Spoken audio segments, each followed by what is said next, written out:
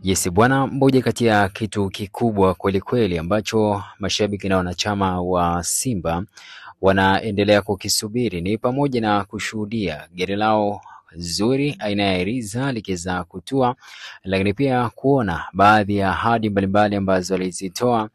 mzabuni wa jezi Jairuti akizitimiza na kuwafanya waendelee kuburudika na kile ambacho wamekuwa wakitamani siku zote kiweze kutokea. Moja kati ya ahadi ambazo aliweza kuzitoa katika wakati ambao anatangazwa rasmi kama mzabuni wa jezi za Simba ni pamoja na kuleta vitu mbalimbali kunako kikosi cha Simba, jambo ambalo wengi walikuwa wanatamani kuweza kuona ahadi zake zikitimia. Moja kati ya ahadi kubwa ambayo alitoa ni pamoja na kufanya usajili wa mchezaji ambaye mashabiki wa Simba watatamani aweze kukiwasha kunako kikosi chao cha Simba. Na japo tukufahamu mchakato ulikuwa ni upi au mchakato upi ungetumika, lakini tulishuhudia kauli mbalimbali zikitolewa, na moja kati ya kauli ambayo alieleza wakati ambao anazindua jezi ni kwamba amefanya jitihada zote kuhakikisha anaweza kumsajili Faisal Salum, lakini ndio hivyo in and out zilikuwa ni nyingi na wakashindwa kuweza kukamilisha ahadi hiyo. Sasa ahadi nyingine ilikuwa ni ya gari ambalo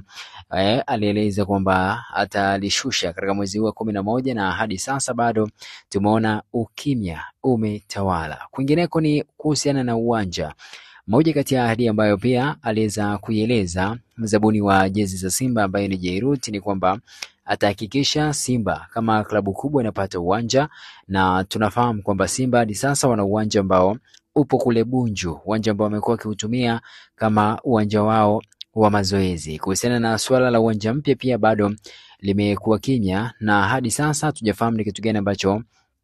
kinaendelea. Nikukumbushe kuna wakati ambao semaji Ahmed Ali alieleza kwamba Simba kuna baadhi ya ahadi ambazo mwekezaji wake ameshindwa kuzikamilisha kutokana na jezi feki kuweza kuingilia kwenye kile ambacho alikuwa amekipanga kwamba kikipatikana kiasi kikubwa cha fedha, basi kuna baadhi ya vitu ambavyo ataweza kuvitimiza, jambo ambalo ndo hilo lilikuja kuharibu ule mchakato. So hatujui mpaka sasa hivi ahadi hizi zimefikia hatua gani, na pindi ambapo tumekuwa tukimvutia konga Jairuti amekuwa haokoti tambo letu, na ndo hivyo tunaendelea kusubiri huko tukiendelea